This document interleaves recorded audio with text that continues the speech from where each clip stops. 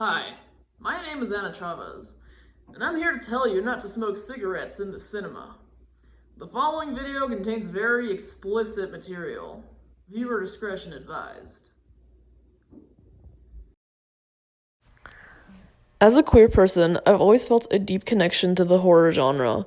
Although I've been fascinated by it from a very early age, it took me many years to understand why. So in this video, I'll be exploring that topic with a queer read of my favorite classic monster movie of all time, The Creature from the Black Lagoon.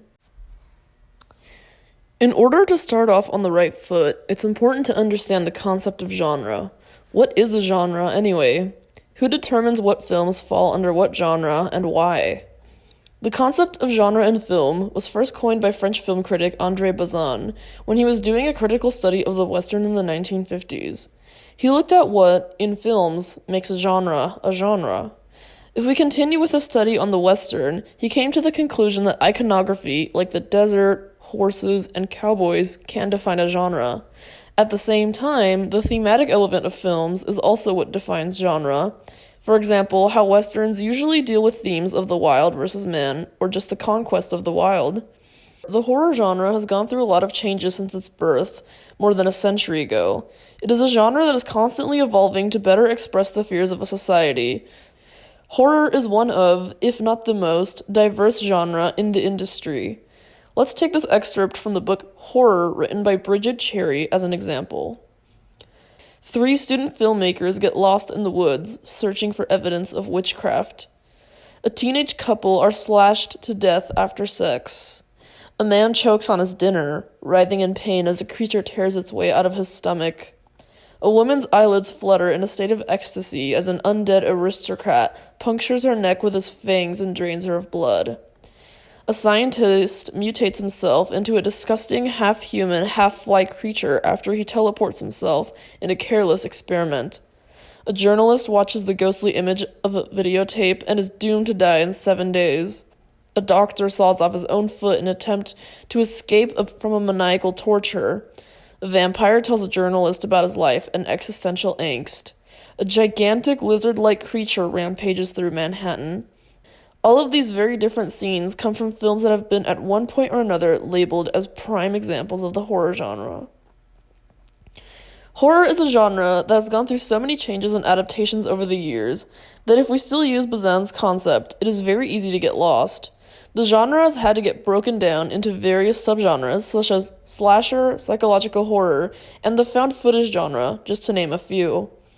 Although the genre has seen many changes and evolutions, there's one thing that keeps it all together, and that is its innate connection to queerness. Our heteronormative society has demonized the queer community for so long that homosexuality became something to be feared. The horror genre has been used to outwardly express a society's fear during a given period of time, and there is one subgenre of horror that does this in a very strong way: the monster genre. The Universal monsters had a strong reign over the kingdom of horror during the 1930s, with hits such as Frankenstein and Dracula in 1931, The Mummy in 1932, The Bride of Frankenstein in 1935, and The Werewolf of London in 1935 as well. It wasn't until 1954 that our underwater friend, the creature from the Black Lagoon, joined the lineup of the Universal monsters.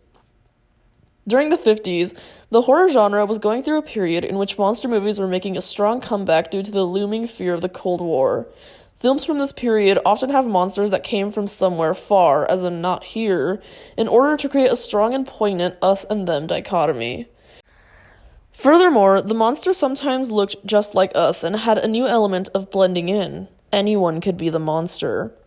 This was all happening during the Red Scare, when Americans feared communism strongly and paranoia was growing exponentially in the nation, that anyone could secretly be a communist. Not only that, but at the same time, new ideas about homosexuality were emerging.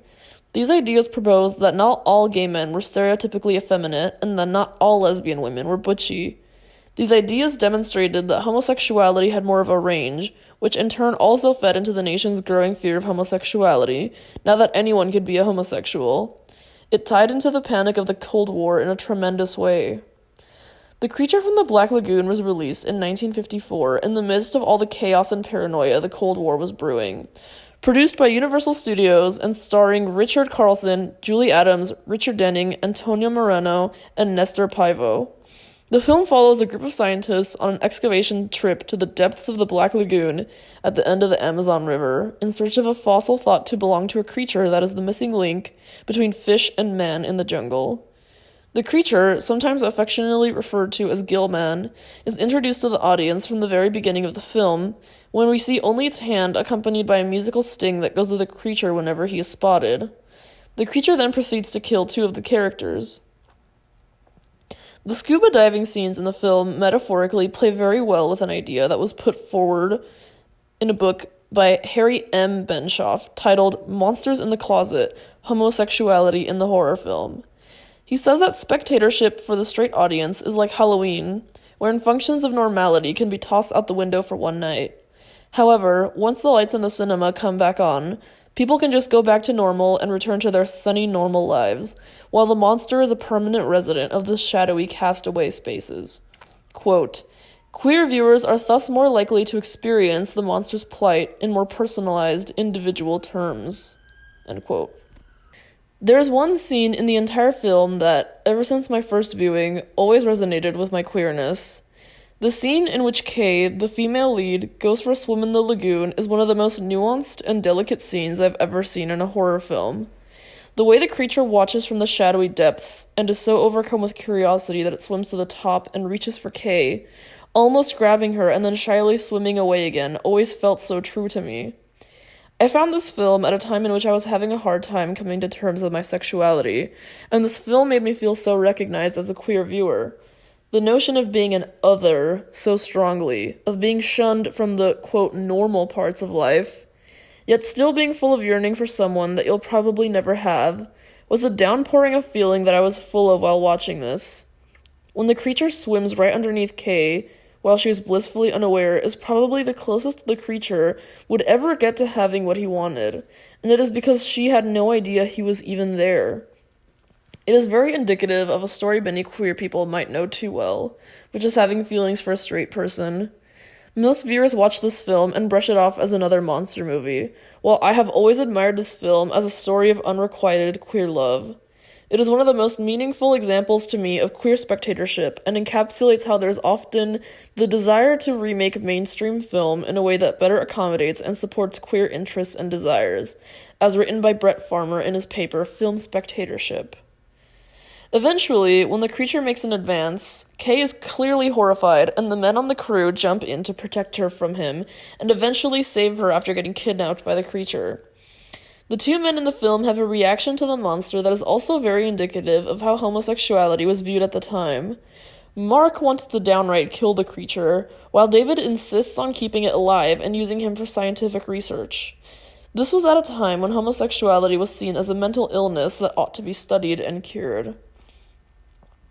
Going off of the point Benshoff made in his book that queer people often feel more identified with the monster in the film, then we can agree the creature here is an allegory for homosexuality. Since homosexuality not only threatened Kay, it also threatened the heteronormativity at the time, an idea which the men in the film felt the need to protect for the remainder of it. Threatening heteronormativity is a topic that is put under a magnifying glass in Todd Haynes' film Far From Heaven. Niall Richardson, in his paper Poison in the Sorkian System, Todd Haynes' Agenda, puts forth the idea that in our society, people feel the need to protect heteronormativity because it is so close to their identity.